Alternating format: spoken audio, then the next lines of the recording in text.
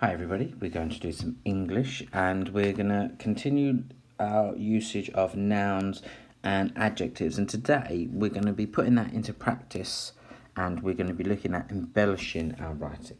And all that means is to make it a little bit more fancy, to make it a little bit more impactful. So let's have a look at this poster. What does this mean to you? So a few little notes. We've got show, don't tell.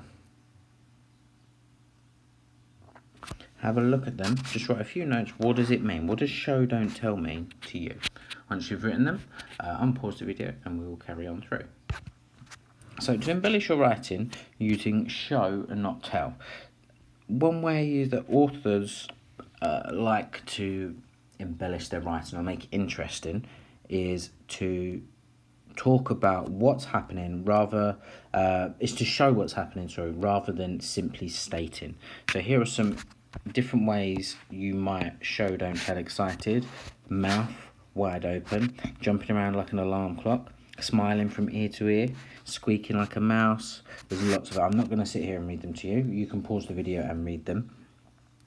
But what we're trying to do is we're trying to show them so they can picture the action. Her eyes narrowed and she glared at me. So you're showing what's happened. If someone's eyes narrow, if you act out one of these, you probably get an inkling of what the emotion is. So if her eyes narrowed and she glared at me, it probably means she's a bit suspicious, or she's not quite sure. There's lots of different ones together. So it's really important that we start to show and not tell, just because it adds another layer or some more depth into our writing. So have a go at describing some of these emotions using show and not tell. So we've got the poster here. Why don't you use this poster? Have a think about what certain parts of your body are doing. Act it out. Act out being scared. As soon as you start to act it out, you can see what changes. So when I act scared, what happens is my hands come in. I make my silhouette smaller, so I almost curl into a ball. My hands come up near my face, and you're almost trying to hide your face. You think they might shake when they're scared or nervous. So choose an emotion. Your emotions are up here, and describe one of them using show, don't tell. So this first one could be: his jaw dropped to the floor. It gaped wide open.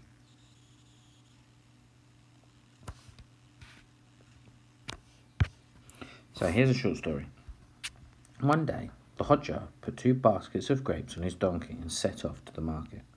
On his way, he stopped to rest under the shade of a large plane tree beside a stream near where other men and their donkeys were resting. While the men were dozing, the Hodja started to take grapes from their baskets and transferred them into his. One of the men woke up and angrily demanded to know what he thought he was doing. The Hodja quickly explained, "Don't tell me. I'm a bit mad and often do strange things." "In that case," retorted the man, "why don't you take the grapes off your basket and put them on someone else's?" Looking up quizzically, the Hodja replied, "I'm not that mad." So let's have a think about these sentences. This is taken through. Would you prefer to read number 1 or number 2? So number 1 is: the Hodja put 2 large baskets of grapes on his donkey. The large and rotund Hodja carefully placed 2 huge baskets of delicious red grapes onto the back of his grey old donkey. Which one of those 2 built a more vivid picture? Now, vivid is something that can easily be seen. This last one did. Now think about why. What about it? So we've got a bit more meat on this as well. So it's got large and rotund.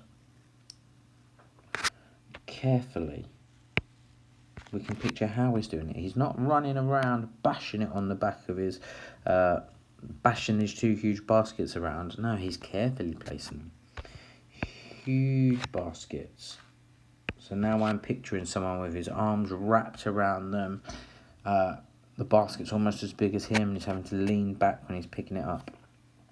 Delicious red grapes onto the back of his grey old donkey. So, some lovely language in here, and we're going to have a practice at having a go ourselves. So the large motons, here we go. Carefully placed, 2 huge baskets, delicious red grapes. So we had a go at that yesterday. So have a go for yourself. Here we've got some sentences. Improve them by embellishing them. Use the blue phrases. So down the bottom, we've got some things that you might want to use.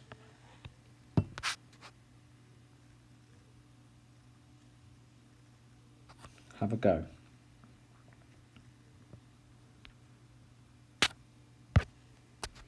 So you had a go. This is some examples. Again, I'm not going to read them to you. You can read them. So pause the video and read them. How do they stack up with some of yours? What did you do differently? So over to our task today. So we've got our 1 chili. Is we're going to go over to here, and what I want you to do is to underline the words that make the sentence more interesting. So where are our adjectives in here? Maybe some adverbs.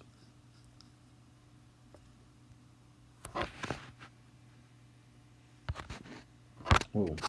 Next, number 2, can you use some of these phrases to explain this picture? So write a brief description using some of those phrases about that picture. And finally, can you write a short story which has been embellished and has some really lovely sentences? And it does need to be really short, so maybe 1 or 2 paragraphs, not masses, but quality over quantity. Give it a go.